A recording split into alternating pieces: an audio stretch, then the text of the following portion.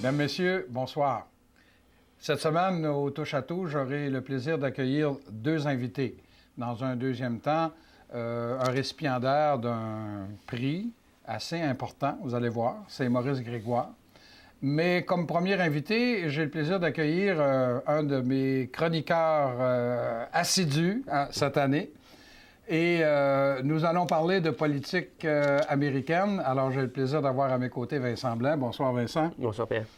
La dernière fois qu'on s'est vu, Vincent, on a élaboré assez rapidement là, qui étaient les principaux candidats, mais on ne s'est pas attardé. J'aimerais ça qu'on pouvait s'attarder un peu plus ce soir là, sur les principaux candidats des deux partis, parce qu'il y a deux partis principaux, là, les républicains et les démocrates. Les démocrates, c'est ceux qui sont au pouvoir actuellement avec M. Obama. Exactement. Et les républicains, c'est avec M. Bush, entre autres. C'est ça. Bon. D'autant plus intéressant à faire que le nombre de candidats potentiels pour la présidentielle, là, ça a diminué, hein? Alors, si on allait chez les républicains là, qui aspirent le retour au pouvoir. Oui. Chez les républicains, effectivement, le nombre de candidats diminue légèrement. Au départ, de 17, ils sont rendus maintenant à 14. Puis légèrement, oui. Légèrement, oui, ça va. Mais il faut dire que les candidats ne se démarquent pas beaucoup par l'opposition. Ils sont assez semblables. C'est plus par leur personnalité. Des personnalités plus flamboyantes, on en parlera tout à l'heure. Oh oui. D'autres plus discrètement. M. Trump, pour pas le nommer, là. Entre autres, c'est ça. Et donc, on a 2 ou 3 candidats qui se démarquent, puis les autres, vraiment, ont des miettes. Okay. Du côté des démocrates, c'est beaucoup plus facile parce qu'ils étaient 6 candidats déclarés. Il en reste seulement 3. Et là-dedans, il y en a 2 qui sont vraiment au sommet. Il doit y avoir Mme Clinton. Clinton, qui caracole autour de 55 bon. Puis Bernie Sanders, qui est un sénateur du Vermont à 31-32 Puis le dernier est à 3 4 Bon, bien, allons-y avec les républicains. Et si tu permets, parce qu'on a, comme tu sais, on a juste 15 minutes. Là. Alors, allons-y avec les principaux républicains. Là, j'ai nommé Donald Trump, mais je ne sais pas si pour toi, c'est le principal. Oui, bien, pour l'instant, c'est toujours lui qui mène. OK. Toujours, dans les sondages. Dans les sondages, il y a toujours environ 25 des intentions de vote. C'est toujours un personnage aussi flamboyant, qui fait toujours des déclarations intempestives. Vraiment, là, les dernières qu'il a sorties, bon, c'est avec les attentats, comme on sait, de Paris. On parle beaucoup des musulmans, puis bon, les réfugiés syriens. Donc, on lui a posé des questions à savoir comment est-ce qu'on pourrait contrôler l'immigration musulmane. Et il est allé dire qu'il était prêt à envisager toutes les solutions, c'est-à-dire peut-être créer une liste, un registre pour les citoyens musulmans américains, ou encore les obliger à porter un signe. Mais là, on revient au nazisme. Bien, exactement. C'est que ses adversaires, entre autres Jeb Bush, ont crié en disant voyez, vraiment, là, je veux dire, mettez-leur une étoile jaune. Puis, comme les Juifs étaient marqués à l'époque du nazisme. Oui, et il faut dire que M. Trump, sa grande force, c'est de pouvoir toujours retomber sur ses pattes. Il fait des déclarations tout à fait incroyables, je pense, mais ça marque l'imaginaire de ses troupes. Il y a 25 que vraiment, là, ils boivent ses paroles. Puis, c'est ça que je voulais te demander. Comment expliquer le fait qu'il se met les pieds dans la bouche à tous les jours, puis malgré tout ça, il y a le quart de la population qui le suit? J'ai l'impression qu'ils disent que, justement, le quart de cette population-là veut entendre. Je pense que c'est ce qui explique, parce que, bon, il est même allé dire qu'il était prêt à retourner certaines mesures de torture, comme les simulations de noyade, des choses qui avaient été interdites. Pour simplifier rapidement, c'est qu'on appose sur la bouche et sur le nez du prisonnier un morceau de tissu, puis on verse de l'eau dessus. Donc, ça fait vraiment un effet de noyade. Ça a été assimilé à la torture par les Nations unies, mais lui, il ne serait pas retourné à ça. Okay? Donc, vraiment, vous voyez, là, il fait des déclarations assez fortes. Tu as mentionné le nom de Jeb Bush, là. Ça, c'est le gouverneur de la Floride. Hein? C'est le frère du dernier président Bush et le fils de l'autre, George. Oui, il y a W et tout ça. Là. Mais est-ce qu'il y a des chances, lui? Présentement, il est très bas dans les sondages. Très bas? Il est autour de 7 à 9 C'est qui suit d'abord le plus près Donald Trump? C'est M. Carson, Ben Carson. Et en ce qui concerne M. Carson, lui, comme j'ai déjà mentionné, c'est le seul candidat noir, OK? Et lui est à... Est-ce que c'est le médecin, ça? Oui, c'est ça, le neurochirurgien. Okay. Il a lui aussi, il en dit des pas pires. Et oui, c'est ça, c'est quand même une sommité dans son domaine. Mais au niveau de la politique, c'est un néophyte, c'est quelqu'un qui se lance pour la première fois en politique, puis il fait des déclarations très à droite, encore là, pour plaire à une frange, à un groupe des républicains, en faisant des déclarations sur, une déclaration homophobe. Les musulmans, encore, les qui ne musulmans. pouvaient pas devenir président des États-Unis. Ouais, alors qu'il n'y en a pas question nulle part dans la Constitution. La Constitution, vraiment... Puis il a été traité de menteur aussi. Il s'est vanté d'avoir eu, je me souviens plus quoi, là, au niveau de l'armée, et puis personne n'est capable de trouver de documents qui prouvent ça. En 69, dans le temps de la guerre du Vietnam, il aurait eu un entretien avec un général important du temps de la guerre du Vietnam, le général Westmoreland, et on lui aura offert une bourse pour pouvoir s'inscrire à une académie militaire, une des plus prestigieuses, c'est West Point, à New York. Oh oui. Et quand on fait des recherches, on trouve nulle trace d'un document qui prouverait ça. Il a tenté aussi de noircir un peu son enfance. Ça peut paraître un peu paradoxal, mais chez les Noirs, souvent, il y a un problème à cause de la pauvreté. Il y a la criminalité aussi qui se rattache à ça. Et... Beaucoup de violence. Oui, beaucoup de violence. Donc, il a voulu laisser entendre qu'il y avait eu une jeunesse marquée par la violence, qu'il aurait même tenté d'assassiner un de ses camarades de classe en le poignardant, mais que la lame de son couteau serait brisée sur la boucle de la ceinture de l'ami en question. Mais encore là, aucun de ses amis n'a souvenir de ce qui s'est passé. Donc, on l'accuse un peu de fabuler, de raconter des histoires pour justement se donner une image... posé un peu en victime. Oui. Mais, et pourtant, puis d'ailleurs, dans ton document ici, tu le dis, c'est un diplômé de 2 universités. Et pas les moindres, là. Non, Yale et Michigan. Et à 33 ans, il est devenu le plus jeune chef du service de neurologie de l'hôpital Johns Hopkins à Baltimore. C'est pas un 2 de pique. Ah, effectivement. Puis ça a été... Oui. Malgré sa couleur, là. Ben, à 33 ans, là, il devient chef d'un département de neurologie. C'est pas n'importe qui, là. Ben, c'est juste...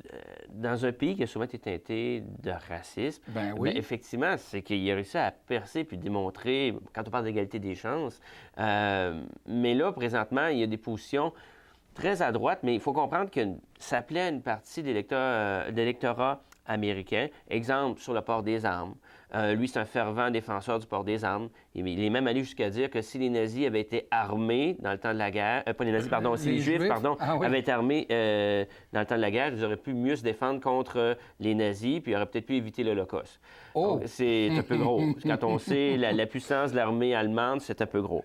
Il se dit aussi créationniste, c'est-à-dire qu'il prend l'interprétation littérale de la Bible qui dit que le monde a été créé en 7 jours, point final. En 6 jours, puis il s'est reposé le 7e. Oui, c'est ça, en 6 jours. Oui, merci de corriger mes notions théologiques.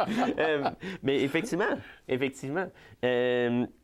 Et donc, il y a des positions qui sont, comme je dis, très à droite sur l'avortement. Il est contre l'avortement dans tous les cas, sauf quand la santé de la mère est menacée. Ou sa vie est menacée. Mais autrement... donc, vous comprenez qu'en plus, comme médecin, ça fait un peu peut-être sursauter, disons. Oui. Bon, Jocelyn vient de me faire signe là, qu'il reste à peu près juste la moitié. Bon, parlons des démocrates. Alors, parlons des démocrates. Mais là, tu m'as dit qu'il y en avait seulement 2. Puis on a en tête tout de suite Mme Clinton. Et tu as parlé d'un deuxième aussi, qui est le sénateur du Vermont, c'est ça? C'est ça, Bernie Sanders. Alors, M. Sanders, là, c'est un voisin, là, le Vermont. C'est voisin, ça? Oui. Ben, lui, qu'est-ce qu'il y a de particulier? Parce que, contrairement aux démocrates, où il y a des positions... À peu près tous les candidats qui mènent ont des positions très à droite sur le port des armes à feu. Le républicain, quoi. Oui, pardon. Okay. Excusez. Oui. Ce soir, je pense que je me concentrer un peu plus. Mais effectivement, contrairement aux républicains, qui sont très tranchés puis ont des positions assez semblables, les démocrates se démarquent beaucoup. Les 2 candidats, là, je vous donne un exemple. Bernie Sanders se considère comme un social-démocrate. OK? Il est pour des mesures, l'intervention de l'État, les assurances santé couvertes par... Il pourrait ressembler plus au gouvernement libéral du Canada. C'est ça. On faisait une image. Effectivement, oui. Simple, là, mais... Effectivement. Donc, il est très à gauche. OK? Et, mais son problème, c'est de vendre cette image-là aux Américains. Okay? Les valeurs américaines sont plus à droite. Et souvent, on associe est associé à la démocratie, surtout le socialisme chez les Américains, c'est associé... Aux communistes. Exactement. Certains. Ah, Exact. oui, c'est ça. Donc, à tort, mais... Mais oui, mais effectivement. Donc, c'est une image qui passe pas toujours. Lui, son ennemi à battre, Bernie Sanders, c'est Wall Street. C'est le pouvoir financier, OK? Et il dénonce l'avarice des financiers qui, justement, empochent des milliards. Et lui, il veut jouer un peu au Robin des Bois, puis la redistribution de la richesse. C'est ça, exactement. Alors que Mme Clinton est plus posée là-dessus. Elle est pour la libre entreprise, aider les petits entrepreneurs, parce que c'est ce qui fait la richesse des États-Unis. Est peut-être plus pragmatique, en tout cas, c'est dit plus pragmatique, plus réaliste à ce niveau-là. M. Sanders veut faire vraiment une révolution, OK, avec l'aide des Américains, changer le système, alors que Mme Clinton, elle, veut le changer de l'intérieur. OK? Donc, on voit là, il y a... C'est tranché là-dessus. M. Sanders, par exemple, est plus conciliant au niveau du port d'armes, est plus prêt à négocier, alors que Mme Clinton, elle, est vraiment opposée, OK, tout ce qui touche au port d'armes. Le NRA, c'est le National Rifle Association, c'est un lobby qui défend le port d'armes, c'est ça, à tout prix. Bon. Donc ça, c'est les différences assez marquées qu'on retrouve, OK? Mais Mme Clinton, il faut le dire, elle a la machine pour elle, OK? La machine électorale, parce qu'une campagne électorale aussi longue, ça se gagne par une machine qui est là présente. Donc, elle est rendue à 55 des intentions de vote. Puis même dans les sondages qui s'en viennent, parce que les gens doivent comprendre qu'à partir de janvier, puis surtout février, il va y avoir des élections dans chacun des États. OK? Et les premiers États... Pour choisir les délégués qui vont aller choisir le candidat à la présidentielle. Et présentement, là, vraiment... Mme Clinton domine, là, même dans certains États comme la Caroline du Sud, à 70 c'est pas rien, là. OK? Là, je m'excuse, Jocelyn vient de nous faire signe, il nous reste une minute. Peux-tu y aller rapidement pour savoir c'est quoi les principales étapes à venir? Tu as parlé, à partir de février, les préliminaires qu'on appelle, hein, c'est ça? Les primaires. Les primaires. Oups, ça n'a rien à voir. Primaires. Chacun son tour. Alors, les primaires. Oui, bon. Donc, les premières primaires seront dans l'État de l'Iowa. 1er février pour les démocrates. Il va y avoir un vote présentement. Dans les sondages actuels, Mme Clinton mène à 54 pour les démocrates.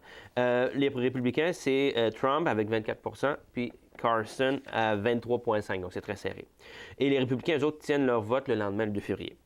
Ensuite, ça va une semaine plus tard, le 9 février. C'est la même date, autant pour les républicains que les démocrates. Trump à 26,3 contre Carson à 11,3 pour les républicains. Chez les démocrates, Mme Clinton à 46, M. Sanders à 38. C'est plus serré, puis ça se comprend parce que M. Sanders est du Vermont, c'est l'État voisin c'est le New voisin, Hampshire. ça. Ensuite, Caroline du Sud, le 20 février. Les républicains, on a M. Trump qui mène à 25 M. Carson à 22,7 tous ces chiffres-là datent du 21 novembre. Et les démocrates, donc, vous voyez, Mme Clinton à 70,7 M. Sanders à 18 Il va y avoir enfin une dernière primaire le 23 février. Et c'est surtout le 1er mars où il y a 10 États qui vont voter en même temps. Et là, c'est là qu'on va voir là, qui se démarque. Donc là, on est à la fin du mois de novembre 2015, puis les élections ont lieu en novembre 2016. On va avoir le temps d'y revenir, Vincent. Tout à fait. Et là, j'aurais appris que ce sont des primaires. Oui. Alors, merci beaucoup, Vincent. Ça fait plaisir. Et vous, bien, demeurez des nôtres. J'ai le plaisir de recevoir après mon ami Maurice Grégoire.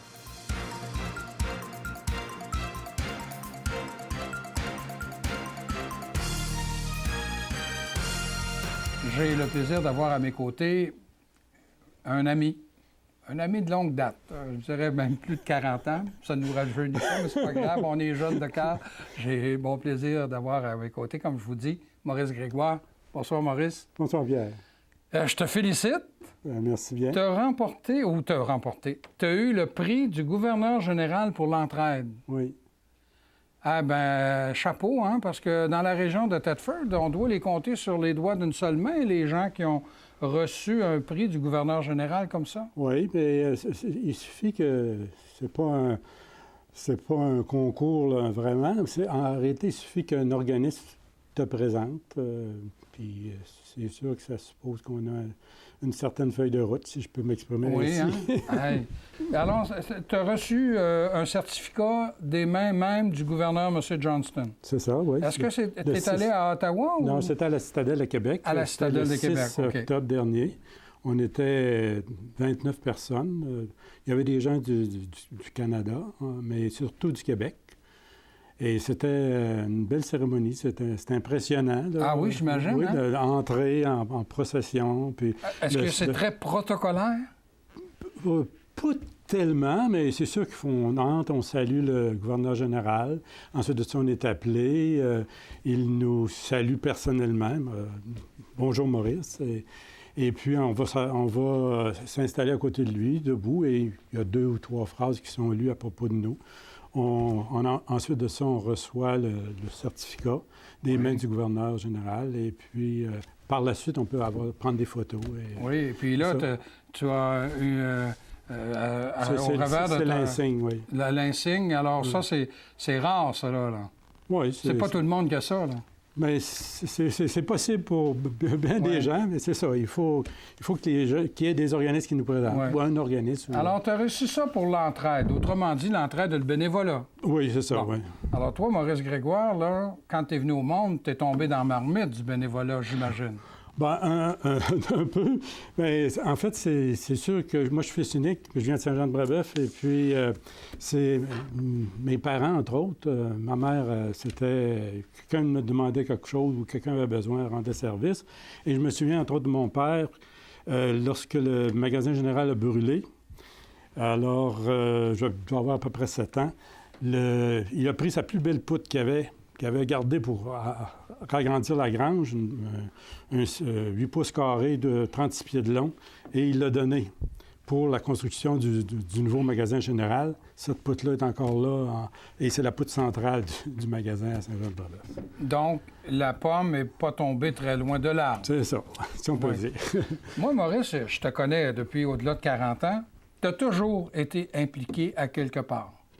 Si on y allait dans les décennies, là, dans les années 70, tu étais impliqué, je pense, au niveau liturgique, entre autres? Oui, c'est ça, au niveau de la paroisse. J'étais à Saint-Noël, puis en plus de ça, quand je suis déménagé à Notre-Dame, ça a été à Notre-Dame.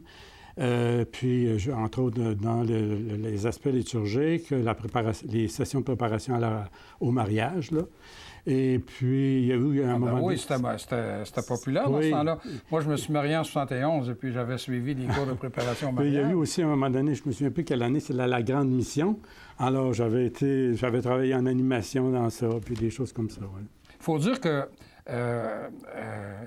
je te connais depuis 40 ans, puis tu fais du bénévolat depuis 40 ans, mais il faut dire que tu es bien appuyé par ton épouse, Michel. Oui, avec Michel ici, dans les sessions de préparation au mariage, c'est sûr que c'est ça, Michel était là, oui. Puis, dans les années 80, bien, ça a été... nos enfants commençaient à grandir, ils faisaient de la musique, et à un moment donné, il y a eu un problème de locaux. Alors, j'ai fondé, avec Michel puis d'autres, on a fondé l'Association des parents des petits musiciens de Saint-Noël, qui est devenu...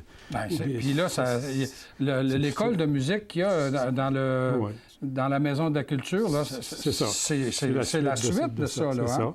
Et puis, j'ai été secrétaire des Cabotins. D'ailleurs, c'est là qu'on a travaillé. On a joué ensemble. On a joué ensemble. Dans les années 80, après ça... Puis dans les années 80 aussi, toi, tu es un enseignant, hein? Et tu étais impliqué bénévolement à l'école. Tu faisais du génie en herbe. C'est ça, génie en herbe. Mon gars, il a fait 5 ans de génie en herbe. 84 à 94, j'ai été 10 ans animateur de génie en herbe. Et puis, c'est ça. Il y a aussi, je me suis impliqué au Lac de l'Est, Association sportive et de bienveillance du Lac de l'Est, comme secrétaire de 84 à 91. Ça, c'est des années 80, ça? Oui. Dans les années 90? 90, ça a été plus au niveau professionnel. Là, je suis devenu professeur j'étais professeur de religion, je suis devenu professeur et de culture religieuse, je suis devenu professeur de morale. Et là, je me suis impliqué dans l'Association provinciale des profs de morale, l'AQEM, Association québécoise de l'enseignement moral. Alors, avec Michel, je suis dans l'équipe des fondateurs. Elle a été la première présidente, j'ai été le deuxième président. Et j'ai été dans l'organisation de 15 des 20 colloques au congrès qu'il y a eu. Donc, là, c'était l'implication, de trouver des conférenciers, etc. C'est ça. Au début des années 2000? Ben, puis à la fin des années 90, je suis devenu membre de Se parler d'homme à homme, service pour conjoint violent. Oui. Et puis des années, j'ai été retraité en 99, alors le bar était ouvert, si je peux dire. Et donc, ça a été la Fondation Carrier-Fecteau que j'ai mis sur pied avec Jean-Yves Paquette en 2000, qui existe toujours, et que je suis le vice-président présent. Je me suis impliqué après ça à l'Institut du troisième âge. J'ai été directeur pendant 2 ans, de 2000 à 2002. À l'Association des professeurs, des directeurs à la retraite, j'ai été secrétaire de 2001 à 2008. Après ça, ça a été la Société nationale des Québécois, la table de concertation des aînés de Chaudière-Appalaches. J'ai été secrétaire et responsable des communications pendant 10 ans, de 2003 à 2013. Au Conseil des aînés des retraités de la MRC des Appalaches, je me suis impliqué dans les déjeuners de la parlure en 2005 et à toutes sortes d'animations au cours des années qui ont suivi. Mais, et puis, tu es encore actif. Ah oui, je suis vice-président de Taxibus. Puis, tu t'occupes encore d'homme à homme, hein? Oui, au niveau du conseil d'administration. Je suis devenu le président récemment. Là. Alors ça, c'est tous des jobs payants. Ah oui. Ouais. Mais c'est agréable. Je suis un gars davantage de structure. Fonder l'Association des petits musiciens, fonder la CAM, la Fondation Carrier-Fecteau, mettre des structures en place par rapport à des besoins.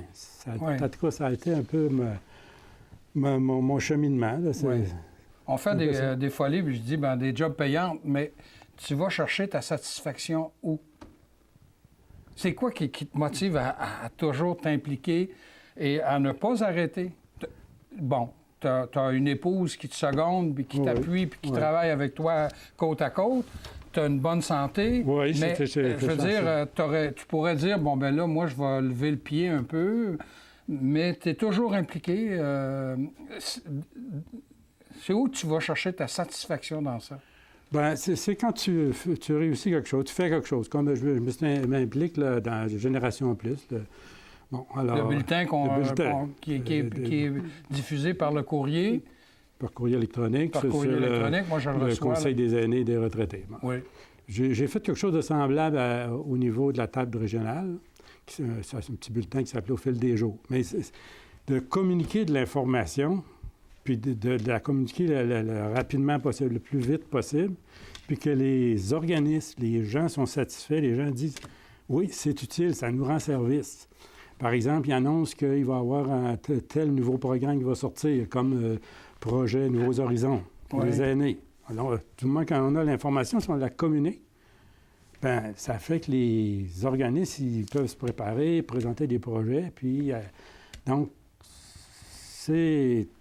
Puis si les gens apprécient ce que tu fais, puis c'est le cas. Donc, puis aussi, avec les conseils d'administration, bien, on rencontre des gens impliqués qui nous proposent d'autres défis. Je suis à Vieillir en santé aussi, de l'agglomération de Thetford. Donc, tu vois du monde, tu as des défis, tu t'embarques là-dedans, tu fais ça, puis tu continues, puis on y va. Donc, c'est vraiment agréable. C'est ça ma satisfaction. Oui, j'imagine aussi, là, regarde, dans les organismes que tu t'es impliqué à un moment donné, quand tu regardes aujourd'hui, puis qui fonctionnent encore, puis qui rendent service, ça doit être revalorisant. On parle de l'École des petits musiciens, puis aujourd'hui, tu vois, ça existe encore, sous un autre nom, mais c'est parti de là. Tu as mentionné l'Institut du troisième âge, l'ITAT. Y a-tu quelque chose, tu vois, l'après-midi à la Maison de la Culture, il y a des cours nommants, là, il y en a, et c'est pour le troisième âge, et des gens qui demeurent actifs physiquement et intellectuellement. Donc, c'est une satisfaction, ça aussi. C'est ça. En fait, de plusieurs des organismes qui sont en fait pour le mieux-être des aînés, soit les tables ou l'Institut du troisième âge ou le Conseil des aînés. Donc, pour le mieux-être des aînés. Donc, pour travailler à l'aspect, puis entre autres, c'était en 2005, quand j'étais dans les déjeuners de la parlure, on s'apercevait que l'information, c'est une chose importante. Puis l'information, il faut la répéter sur de nouvelle façon. Donc, avec le bulletin, c'est ça, c'est recueillir de l'information, la traiter puis la diffuser. Et ça, c'est important. Et aussi, entre autres, avec la Fondation Carré-Fecteau, j'ai travaillé dans le milieu de l'éducation. Oui. Donc, c'était une façon Tu as fait ta carrière dans le domaine de l'éducation? C'était une façon de donner une suite, puis que cette suite-là, aussi, par ses propres moyens, puis avec différentes façons, elle puisse poursuivre. Puis, finalement, la Fondation donne entre 30 et 50 000 par année d'investissement pour les élèves, pour les activités. Alors, puis que quand on a des jeunes qui représentent l'école à l'extérieur, puis qui s'impliquent dans le discours, puis qui font différentes expériences qui vont enrichir leur vécu pour la suite, bien, tant mieux. Tant mieux. Tant mieux. Bien, Maurice, je te félicite. Je vous dis que j'avais le plaisir d'avoir à mes côtés un ami, Maurice Grégoire, qui, au mois d'octobre, le 6 octobre très précisément, a reçu le prix du gouverneur général pour l'entraide. C'est quelque chose de très rare. Vous les chercherez dans la région. Vous allez voir, ils sont rares. Puis moi, j'ai le plaisir d'en avoir un à mes côtés. Alors, je vous dis à la semaine prochaine.